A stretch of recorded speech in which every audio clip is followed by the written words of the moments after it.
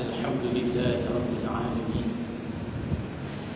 والعاقبة للمتقين ولا عدوان إلا على الظالمين أشهد أن لا إله إلا الله وحده لا شريك له وأشهد أن سيدنا محمدا عبده ورسوله اللهم صل وسلم على سيدنا محمد وعلى آله وصحبه أجمعين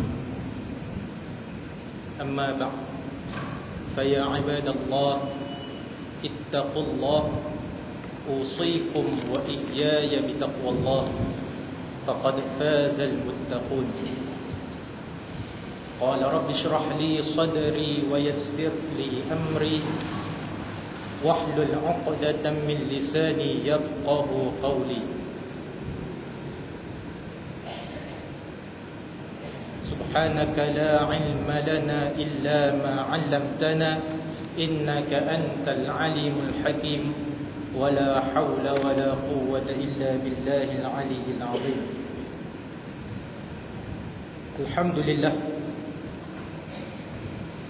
malam ini kita dapat berkumpul sama-sama di dalam masjid rumah Allah Subhanahu wa taala. Malam ini saya diminta oleh Ustaz Khairul untuk ganti beliau, dan kitab dia tak beritahu. Jadi malam ni saya bawa satu kitab, Al-Fathur Rabbani, yang diterbitkan oleh Al-Hidayah Publication, menjadi kekasih Allah, wasiat dan nasihat kerohanian. InsyaAllah malam ni kita tengok sikit satu bab dalam kitab ni, bab membersihkan hati dan hakikat taubat. InsyaAllah. Sabda Nabi sallallahu alaihi wasallam, inna hadhihi al-quluba latasda'u wa inna jala'aha qira'atul Qur'an wa dhikrul maut wa huduru majalis dzikr. Kata Nabi sallallahu alaihi wasallam, sesungguhnya hati ini berkarat. Hati manusia Nabi gambarkan penuh dengan karat. Siapa saja yang bernama manusia tak terlepas daripada membuat kesilapan dan kesalahan. Manusia ni hari-hari buat silap. Tak ada orang yang sempurna melainkan Nabi sallallahu alaihi wasallam yang maksum, yang terhindar dari melakukan maksiat kepada Allah Subhanahu wa taala. Nabi kata sesungguhnya hati ini berkarat, dan yang boleh menghilangkan karatnya itu adalah membaca Al-Quran. Maka Nabi kata yang pertama kalau nak hilang karat ni apa dia? Kata Nabi sallallahu alaihi wasallam, baca Al-Quran. Itu yang pertama. Karat ni tak boleh hilang melainkan apa kita buat yang ni. Nabi kata apa dia? Baca Al-Quran yang pertama. Yang kedua, maka kata Nabi sallallahu alaihi wasallam, cara nak hilangkan karat yang terdapat dalam hati kita ni, Nabi kata yang kedua, mengingati mati, wa dhikrul maut. Tak ada cara lain dah. Pertama baca Al-Quran, yang kedua ingat mati. Orang yang ingat mati ni, bila dia nak melakukan sebarang dosa, adakah dia akan buat? Bila dia nak buat maksiat kepada Allah Subhanahu wa taala, tiba-tiba terlintas dalam fikiran dia dan terlintas dalam hati dia, kalau aku buat benda ni, lepas pada aku buat ni mati, maka mana tempat aku nak duduk? Itu yang kata hati tu. Cara dia yang kedua, ingat mati. Dan yang ketiga kata Nabi SAW, cara yang ketiga untuk hilangkan karat dalam hati kita ni macam mana? Nabi kata hudur majalisiz zikr, hadir ke majlis zikir. Apa majlis zikir tuan-tuan? Ini majlis kita ni majlis zikir, kuliah yang disediakan. Masjid kita ni meriah dengan kuliah, berbanding kalau kita pergi tempat-tempat yang lain, masjid ni antara masjid yang hebat. Kuliah boleh kata setiap hari. Selang satu yang tak ada hari apa? Hari Khamis. Hari Khamis buat apa? Baca Yasin. Hak dia penuh. Dipenuhi dengan majlis-majlis zikir, majlis-majlis ilmu, majlis yang mengingat kita kepada Allah Subhanahu wa taala. Maka hadis ni bertepatan dengan kata Allah Subhanahu wa taala di dalam Al-Quran. Sampai masjid ni pun bubuh. Apa? Innama ya'muru masajidallahi man amana billahi wal yawmil akhir wa aqama as-salah wa ata az-zakah wa lam yakhsha illa Allah fa'asa ulaika an yakunu minal muhtadin. Sampai masjid kita nak peringat kat kita ni, hanya saja orang-orang yang memakmurkan, yang mengimarahkan rumah-rumah Allah Subhanahu wa taala, masjid-masjid Allah Subhanahu wa taala, siapa dia? Man amana billahi wal yaumil akhir, iaitu golongan orang-orang yang beriman kepada Allah Subhanahu wa taala, wal yaumil akhir, dan juga hari akhirat. Dan mereka ni juga kata Allah Subhanahu wa taala, wa aqamas salah, depa ni juga mendirikan solat, wa ataz zakah, dan mengeluarkan zakat. Fa'asa ulaika an yakunu minal muhtadin. Maka kata Allah Subhanahu wa taala, mudah-mudahan fa'asa, mudah-mudahan ulaika, mereka semua ni, an yakunu, menjadi minal muhtadin, golongan yang mendapat petunjuk Allah Subhanahu wa taala. Malam ni saya nak bincang dengan tuan-tuan dan puan-puan muslimin muslimat rahimakumullah. Hidayah al-muhtadin, orang yang diberi hidayah oleh Allah Subhanahu wa taala. Ulama bincang bab hidayah, ulama bincang di antara hidayah yang Allah kurnia kepada manusia, antara dia adalah hidayatul wijdan. Ada juga yang disebut hidayatul wijdan at-tabi'i. Apa dia? Petunjuk fitrah manusia. Petunjuk fitrah manusia yang Allah Subhanahu wa taala izin dan beri kepada manusia. Contoh, saya beri contoh. Satu petunjuk yang Allah Subhanahu wa taala bagi kepada manusia, bila mana kita lahir ke muka bumi, hak pertama sekali kita buat apa tuan-tuan? Apa yang kita buat? Mula-mula sekali kita teriak, menangis, lapak susu, menangis. Itu nama dia hidayah al-wijdan. Allah bagi petunjuk cara nak dapat makanan, nak buat macam mana? Menangis, sakit mak bagi. Itu yang pertama. Cara nak tunjuk rasa tak selesa pada diri kita, menangis. Kan, kencing dan sebagainya. Kita menangis menunjukkan kita nak memberi tahu bahawa kita ni berada dalam keadaan yang tidak selesa. Itu Allah kurniakan kepada kita. Kita tak ingat benda tu. Sebab apa? Itulah nama dia fitrah. Kejadian manusia itu Allah bagi jadi al-wijdan, fitrah dia. Yang tu yang pertama. Yang kedua, Allah Subhanahu wa taala bagi hidayah kepada kita apa dia? Kata ulama, Dan sebahagian daripada ahli-ahli ilmu, ahli-ahli ilmu, ahli yang berilmu, kata dia apa? Ahlul ilm kata apa? Yang kedua, hidayatul hawas. Yang kedua, al-hawas, petunjuk. Al-hawas panca indera. Hidayah petunjuk al-hawas panca indera. Panca indera kita ada apa? Mata, hidung, telinga, lidah dan juga kulit. Allah Subhanahu wa taala dah tentu bila kita pandang cahaya yang bersangatan, automatik mata akan tutup. Betul tak?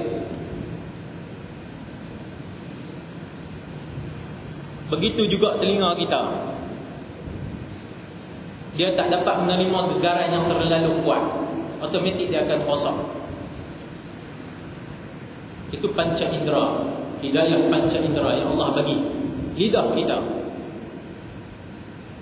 boleh rasa manis, masam, masin, pahit. Itu hidayah, tunjuk. Begitu juga dengan kulit. Contoh kulit kalau pergi cucuk dengan jarum, automatik kulit kita akan tindak balas, mengeluarkan kesakitan. Automatik kita akan rasa sakit kulit kita. Itu hidayah al-hawas, petunjuk panca indera. Ini petunjuk yang kedua Allah Subhanahu wa taala bagi.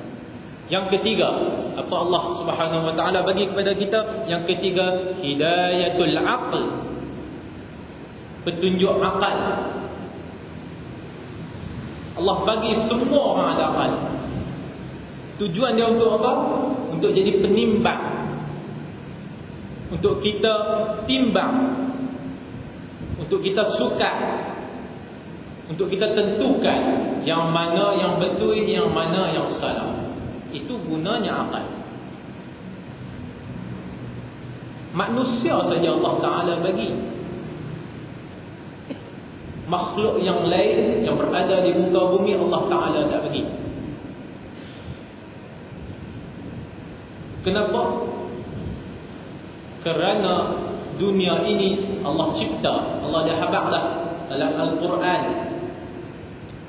bagaimana kisah penciptaan Adam.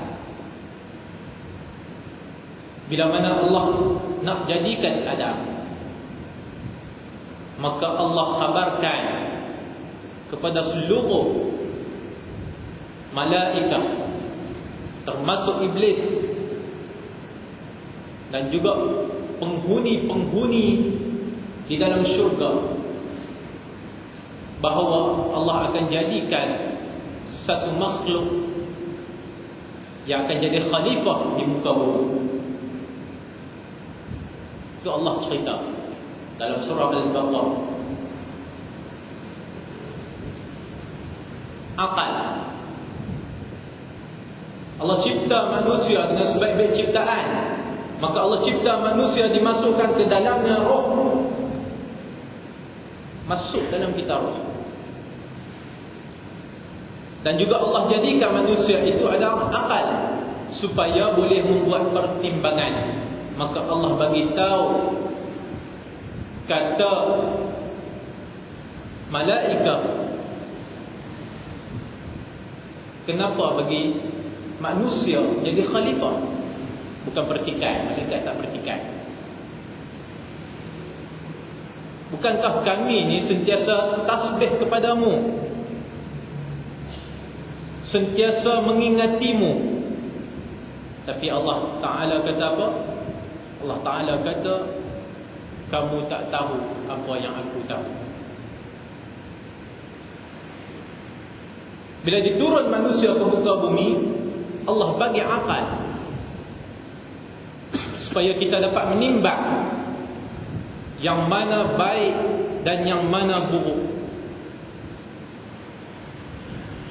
Maka hidayah akal ni tak akan sempurna kalau tak dapat satu lagi hidayah. Nama dia hidayah ad-din,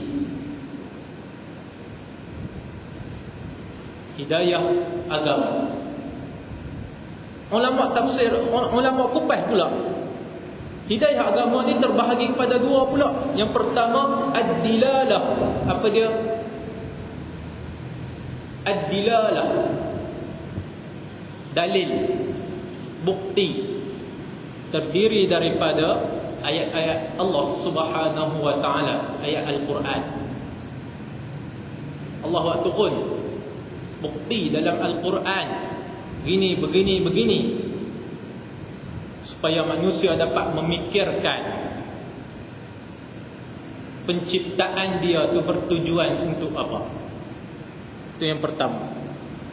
Yang kedua, Allah Ta'ala bagi hidayah. Yang kedua, dalam hidayah ad-dini ada yang keduanya, nama dia hidayatut taufiq. Yang kedua, ada orang dapat ad-dilal, dapat petunjuk, dibaca ayat Al-Quran hari-hari dengar, tapi dia tak dapat hak satu lagi, nama dia hidayah at-taufiq. Dia tak dapat. Bukan semua orang boleh dapat hidayah at-taufiq.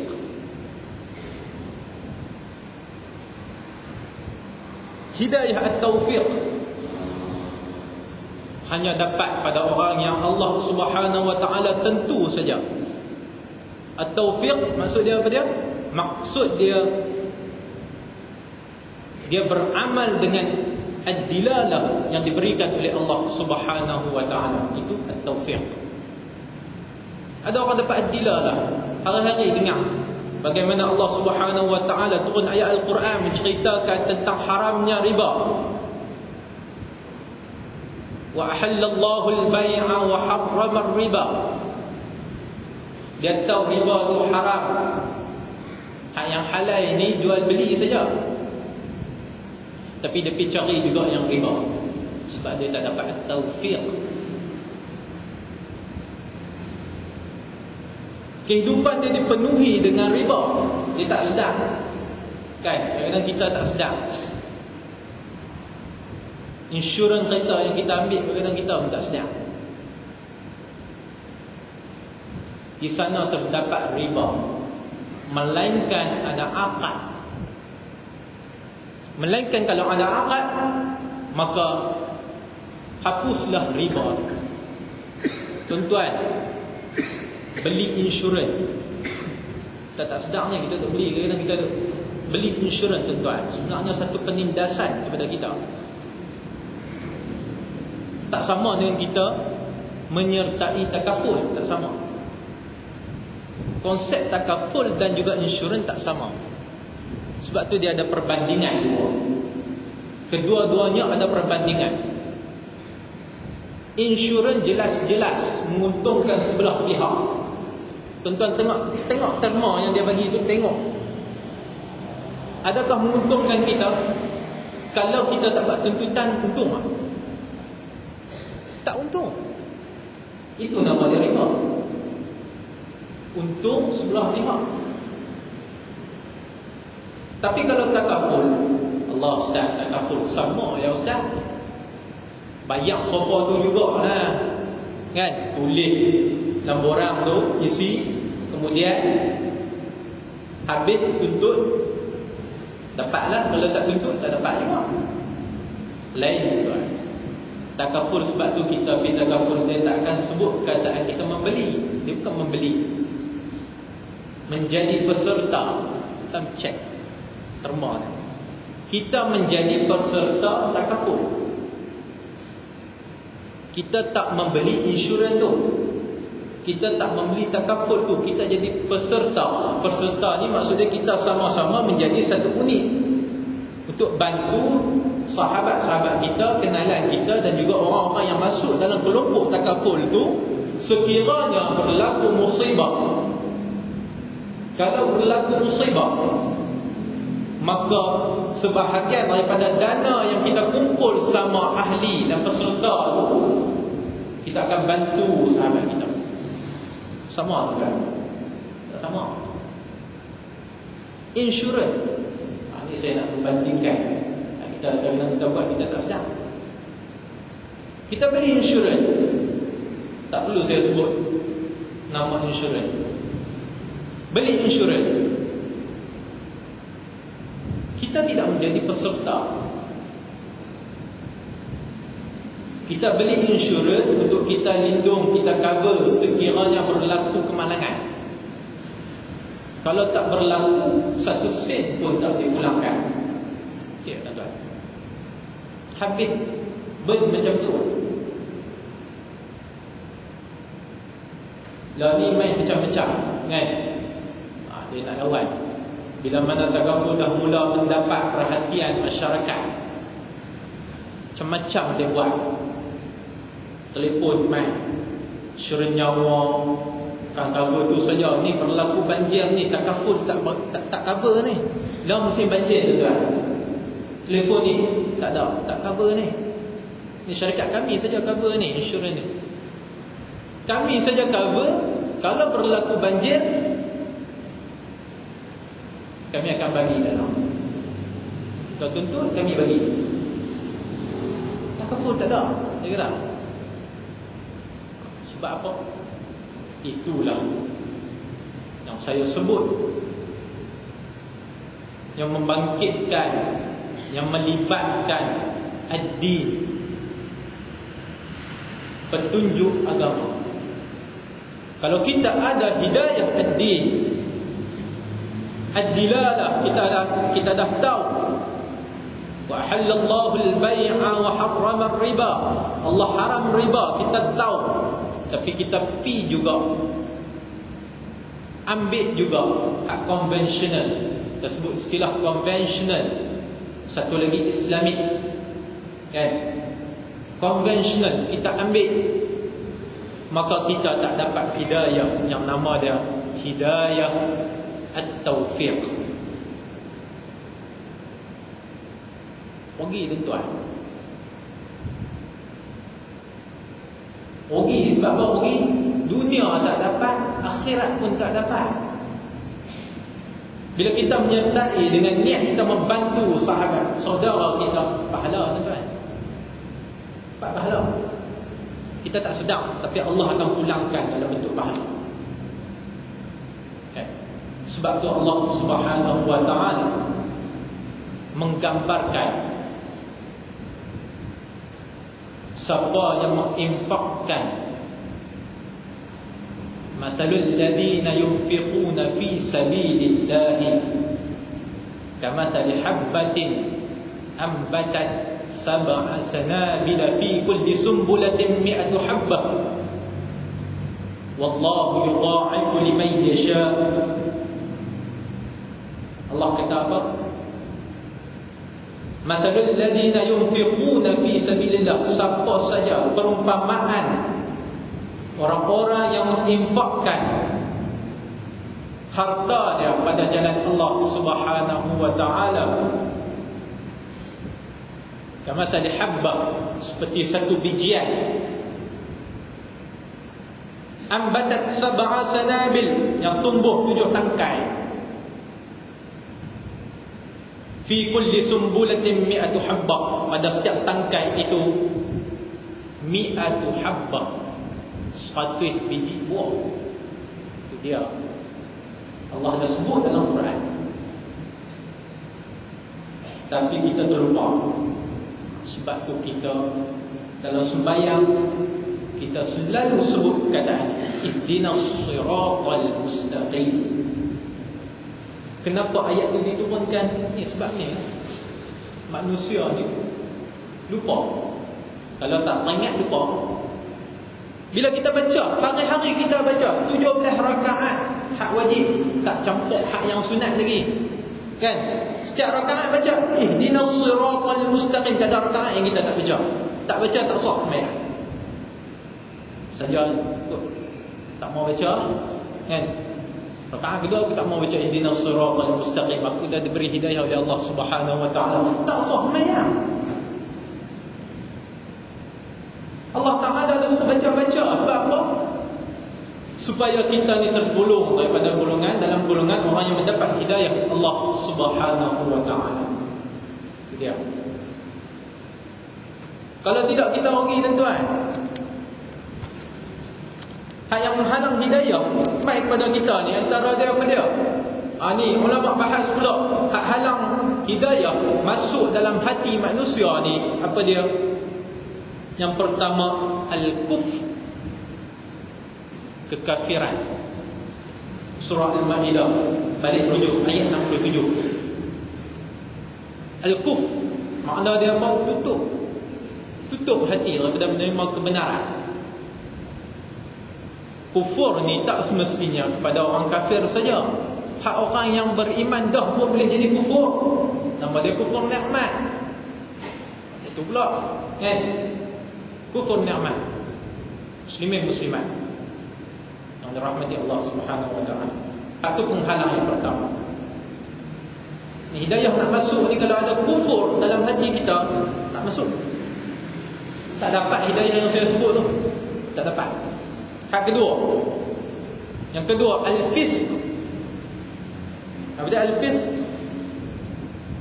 Kefasikan. Ingkar. Mai ayat Allah Subhanahu wa taala macam-macam Allah perintah kan? Kalau perempuan tu Allah Taala perintah labuhkan tuduh menutup dada, ingkar, lawan. Al-fisq tak masuk hidayah. Allah Taala dah sebut dah. Juyubihin di bawah dada, bukan atas dada. Bawah dada. Tapi buat juga bermakna dia menolak hidayah Allah Subhanahu wa taala yang Allah nak bagi kat dia, dia sendiri yang tolak. Jangan salahkan Allah Subhanahu wa taala. Kadang-kadang orang salahkan Allah Subhanahu wa taala. Tak pi hati lagi kan, contoh. Tak terima, tak dapat seru lagi. Itu menyalahkan Allah Subhanahu wa taala. Jaga keadaan kita. Kita tak sedar.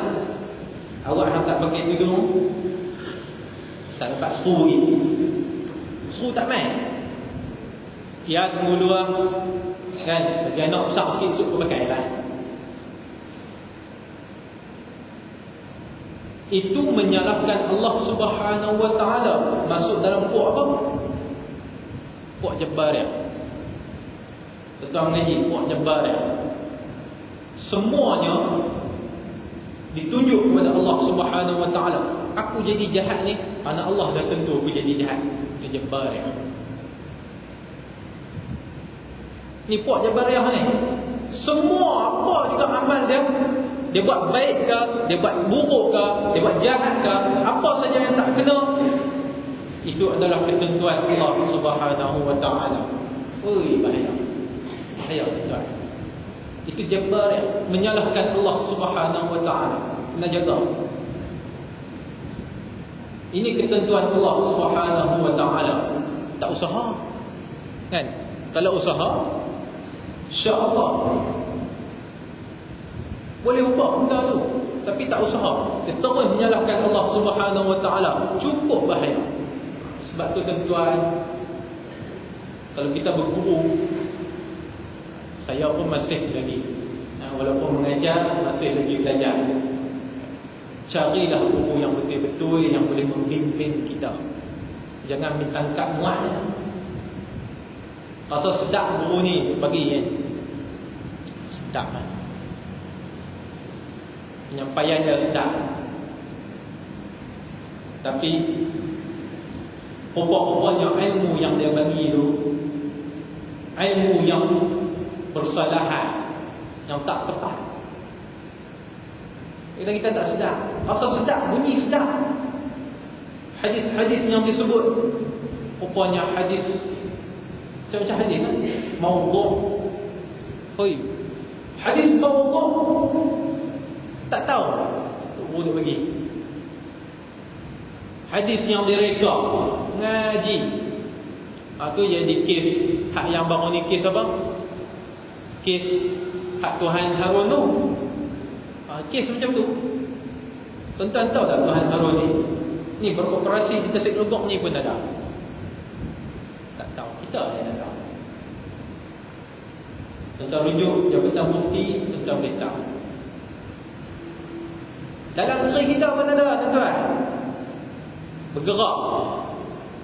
Kes Hak Tuhan Harun tu bukan kata di Johor semata-mata, bukan kata di Sabah semata-mata, bukan kata di Sarawak semata-mata, malah seluruh Malaysia. Mereka ada rangkaian. Dan mereka buat rangkaian ni, tuan-tuan, saya kena sebut sebab saya bertemu dengan puak-puak macam ni. Di mana? Di Tasik Lubang. Kedai mana? Dah datang. Kan? Saya dipakai kaki duduk dia pula. Oh, hak ni geng Harun ni. Dia tak salah. Jadi saya tak sebut. Diceritakan, dia bercerita kepada saya ni satu cerita. Bermula menceritakan tentang hari kiamat. Dia mula lebih tentang kita dah ada petunjuk hari kiamat tentang. Nak berlaku dah hari akhirat tu, nak berlaku dah, dia kata. Apa dia tanda dia? Dia kata matahari terbit dari mana, tuan-tuan? Tanda besar barat. Ni mahbat. Kami pergi tanya mufti, sampailah mufti tak jawab. Nampak, tuan-tuan, ayat. Kami pergi tanya mufti, kami dah menyaksikan matahari terbit dari barat. Pasal apa mufti tak announce?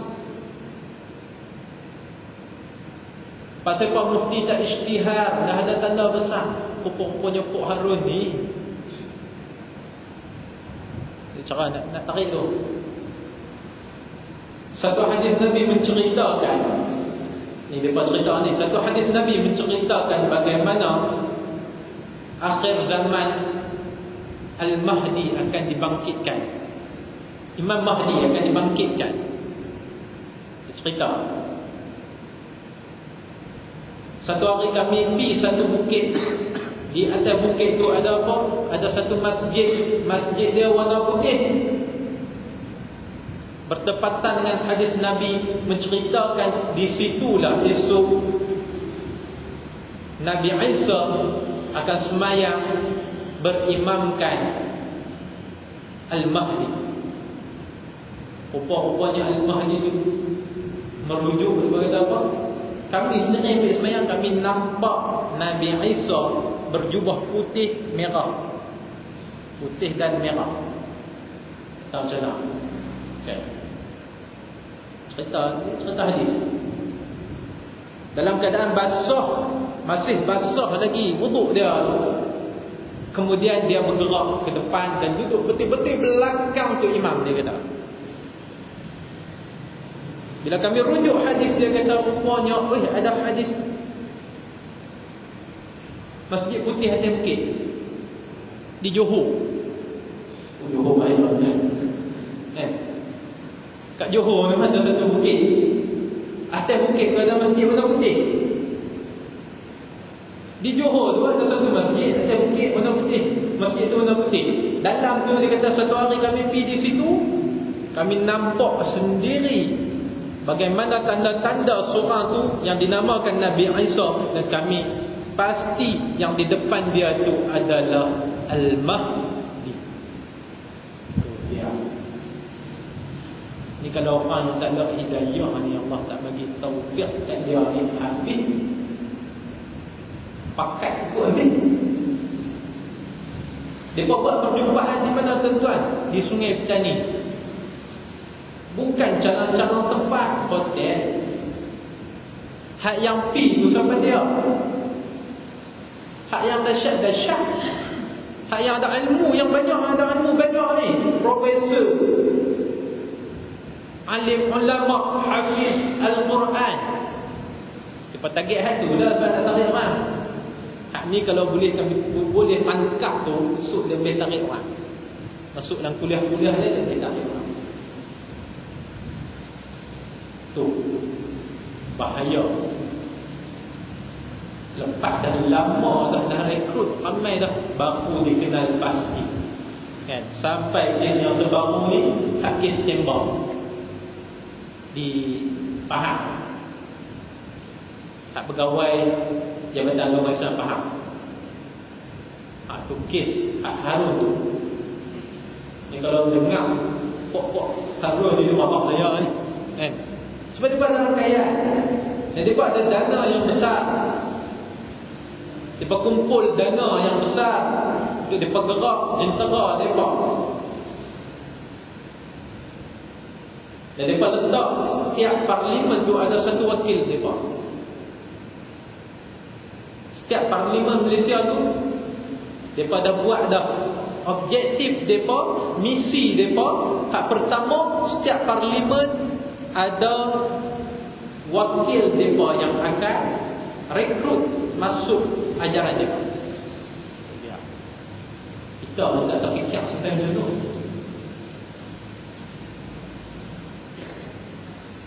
Bila bincang-bincang, maka dicerita kepada saya sebenarnya, dia kata, sekarang ni sebenarnya Allah Subhanahu Wa Taala dah nak ambil balik dah segala ciptaan dia, maka satu kerajaan saja yang akan wujud sebagaimana disebut, iaitu kerajaan Allah Subhanahu Wa Taala, dan kami adalah golongan yang terpilih. Ya. Bahaya. Kami ni bekerja, kami ni tak dapat apa pun, dia kata. Bekerja untuk mewujud kerajaan Allah. Tu yang jadi Cak Yapin juga tu. Kerajaan langit ni. Bahaya. Kita tak pasal. Keliling kita pun ada. Ni yang kata al-kufr wal-fisq. Dan yang ketiga, hak halang hidayah datang kepada kita, nama dia al-zulm. Zalim. Zalim ni banyak cara. Kita suruh orang buat benda yang dia tak mampu buat. Kita bos, kita tahu dia tak mampu nak buat, kita kekeh tenaga dia, suruh buat juga. Itu nama dia zalim. Aku bayar hang mahal, hang kena buat apa yang aku suruh. Kita tahu dia tak akan mampu buat. Tahap keupayaan dia tu tak akan sampai ke tahap tu. Maka itu nama dia zalim. Zalim pada diri. Kita tahu kita tak boleh nak buat, kita gagah nak buat, nak ambil jawatan. Zalim.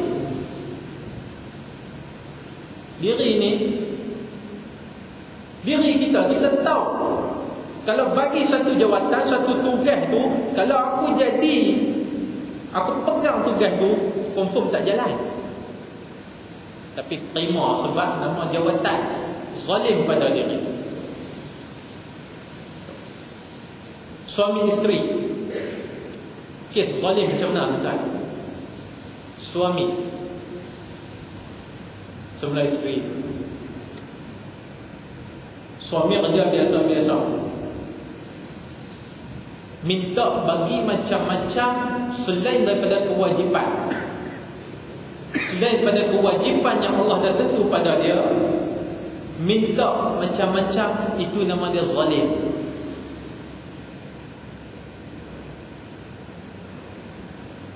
Suami ni wajib pada dia bagi hak benda-benda yang wajib dia, yang Allah Subhanahu Wa Taala dah tentu dah. Antara dia apa dia? Nafkah. Dia tak suruh bagi banglo sedikit. Suami tak akan mampu bagi banglo sedikit, minta juga, zalim. Yang Allah suruh bagi kepada dia tempat perlindungan, itu Allah Ta'ala suruh bagi. Tapi minta banglo, pakaian, minta pakaian yang mahal-mahal, suami tak mampu nak sedia, itu nama dia zalim. Minta juga suami sedia, zalim. Pakaian yang ditentukan, pakaian yang menutup aurat, itu wajib bagi. Kalau isteri minta kita nak beli baju ikut bentuk badan, tuan-tuan bagi, tuan-tuan berdosa. Tak boleh. Nah lah. Begitu juga suami. Bila sebut bab suami ni, para ibu dia syok kan. Hak isteri ni tugas dia apa dia? Allah jadikan isteri ni apa dia? Litaskunu ilaiha, nak bagi sakinah, kebahagiaan. Allah Ta'ala tak sebut wajib para isteri ni basuh baju. Allah Ta'ala tak sebut wajib para isteri masak. Allah Ta'ala tak sebut. Tapi Allah Ta'ala jadi para isteri ni sebagai peneman kepada suami. Jadi kalau paksa isteri basuh baju orang, zalim. Kalau minta tolong lain tuan, paksa. Ini nada paksa. Istilah paksa, zalim. Kalau dia tak mau basuh baju, kita tak boleh kata apa. Tapi tuan, kalau berlaku macam tu, untuk apa lama dia tahan mana? Kalau ibu kena jauh kan? Saya basuh baju pun tak mau, masak makan pun tak mau. Dia kata tak boleh jadi. Allah Ta'ala dah bagi aku ni tak dapat sakinah tu, tak dapat kan? Maka man tabalakum minan nisa'i matna wa sulata wa ruba', dia kata jaga. Sebab tu kena jaga. Itu bab zalim. Kalau kita dah zalim pada diri kita, kita zalim pada orang, maka susah bagi kita nak dapat hidayah daripada Allah Subhanahu wa ta'ala. Kata Allah Subhanahu wa ta'ala, فَأَلْهَمَهَا فُجُورَهَا وَتَقْوَاهَا, maka diilhamkan kepada jiwa itu dua jalan. Fujuraha, jalan fasik, wa taqwaha, jalan taqwa. Pilih nak jalan mana? Nak jalan fasik ke nak jalan taqwa? Kalau orang yang memilih jalan fasik, maka golongan ni adalah golongan orang yang rugi. Sebab tu Allah Subhanahu wa ta'ala sebut dalam Al-Quran, qul hal nunabbi'ukum bil akhsarin, qul hal nunabbi'ukum bil akhsarina a'mala.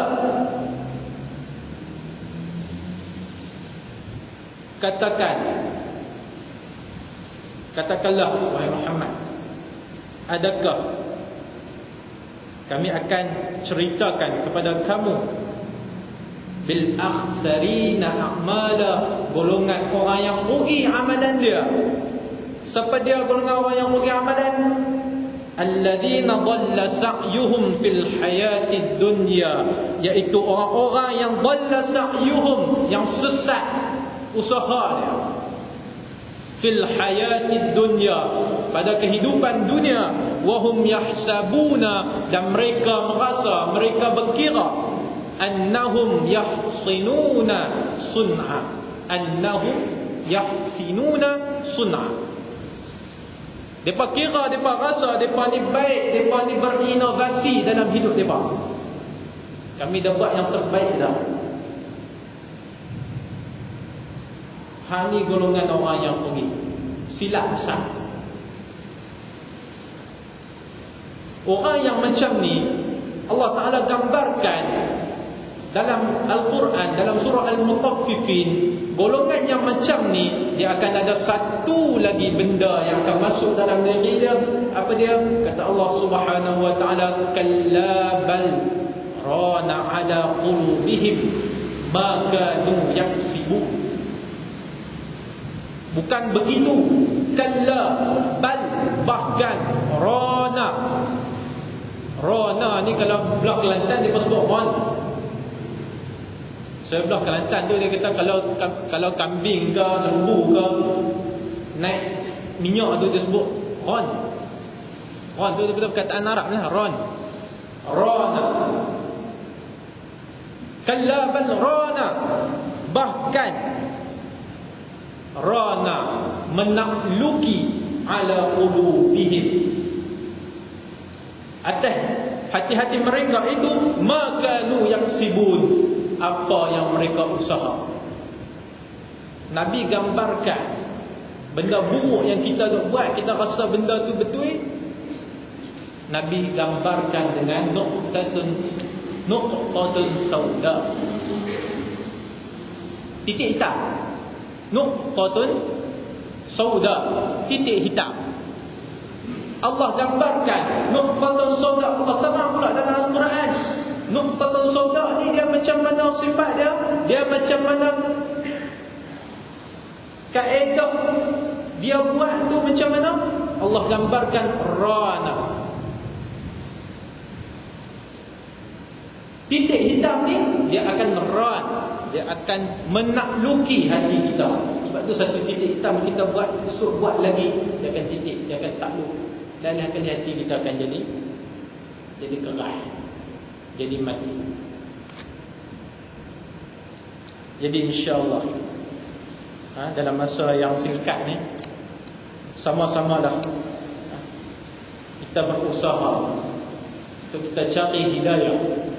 Yang saya cerita tadi, khabar sedikit saya cerita tadi berkenaan dengan hidayah, sama-sama kita cari. Mudah-mudahan apa yang kita baca di dalam surah Al-Fatihah, ihdinas siratal mustaqim, mudah-mudahan kita termasuk dalam golongan yang Allah gambarkan seperti mana yang dibaca ayat yang pertama tadi, fa'asa ulaika an yakunu minal muhtadin.